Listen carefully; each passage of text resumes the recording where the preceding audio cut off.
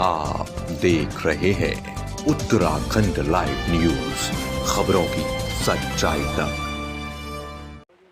नमस्कार, आप देख रहे हैं उत्तराखंड का number 1 digital channel Uttarakhand live news. आज हम मौजूद हैं यहाँ नई बस्ती क्लाइमेट टाउन में, जो कि आप देख सकते हैं कि यहाँ पर एक जो पुल है जो रामगढ़ के लिए यहाँ से कनेक्ट किया गया था।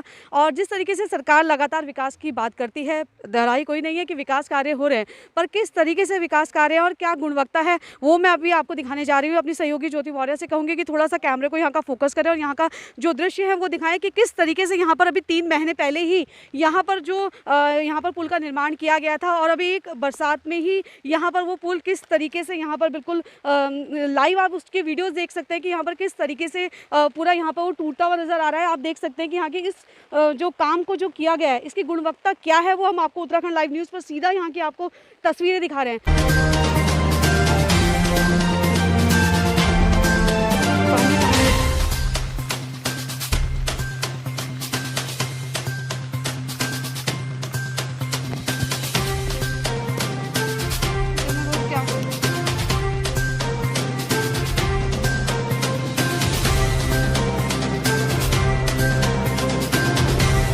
देखा आपने यहाँ पर किस तरीके से जो सरकार की किया हुआ काम है, यहाँ पर उसकी गुणवत्ता। बहरहाल अभी हमारे बीच में यहाँ पर अध्यक्ष जी मौजूद हैं, कांग्रेस के लालचंद शर्मा जी, इनसे भी हम कुछ बातचीत करते हैं। सर, जिस तरीके से सरकार लगातार विकास कार्यों की बात कर रही है, लगातार यहाँ पे भी दिखा जा रहा है विकास कार्य कुछ हुआ तो है, पर इसकी गुणवत्ता क्या दिखाई दे रही है आपको यहाँ पर? अगर ये विकास कार्य हैं तो ऐसे कार्य जो भाजपा सरकार को जो है मुबारक हो।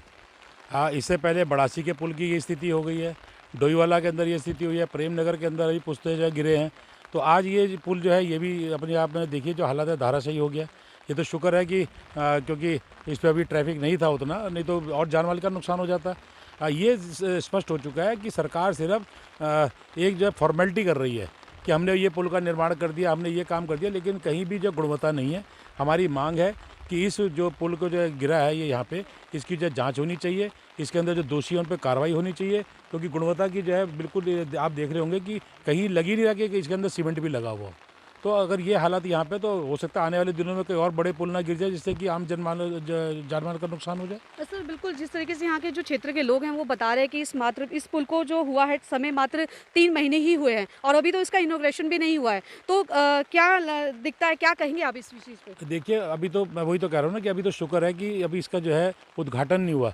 अब बिना उद्घाटन के आज इसकी ये स्थिति हो चुकी है। अब पुल तैयार पड़ा हुआ था। पहले तो जो यहाँ के विधायक हैं, उन विधायक जी को ये चाहिए था कि वो पहले इसकी गुणवत्ता तो चेक कर लेते।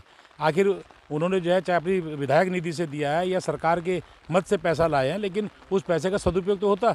इसका मतलब यह है कि उन्होंने भी एक अपनी हितैषी करी और अपना जो है निर्माण कराया, हो गया और चले गए।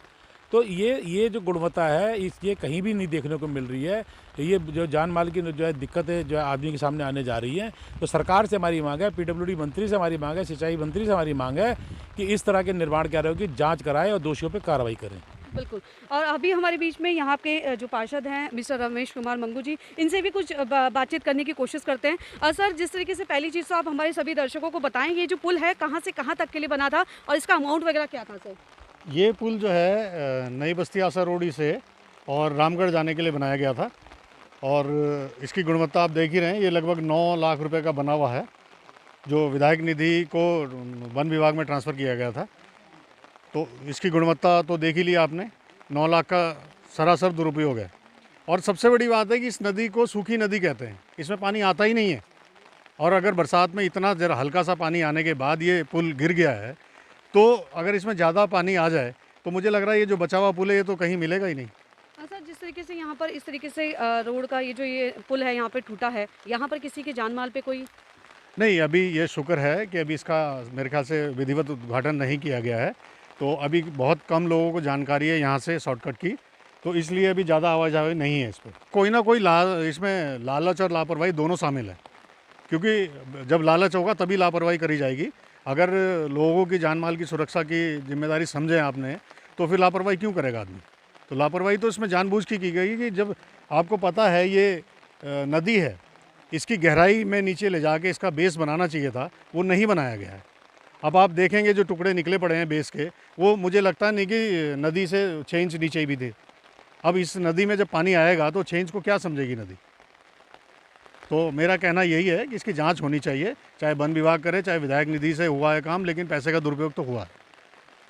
यहाँ पे कुछ लोग भी मौजूद हैं, आइए हम इनसे भी इनकी राय देखना चाहते हैं कि ये लोग क्या कहना है इनका। सर, आप लोगों के यहाँ के लिए जैसे सरकार द्वारा ये पुल बनाया गया, क्या कहेंगे आप इसके बारे में? मैडम, ये बहुत सारे लोग हम लोग इस्तेमाल करते हैं, काम में आने जाने वाले लोग, तो बड़ी मुश्किल से ये रोड पास हुआ, तो वन विभाग में पास होता नहीं है, लेकिन इसका गुणवत्ता का इन्होंने ख्याल नहीं रखा और ये हाल है। अब हम लोगों को बहुत दिक्कत है, यहाँ से करीबन 13 किलोमीटर घूम के जाना पड़ता है।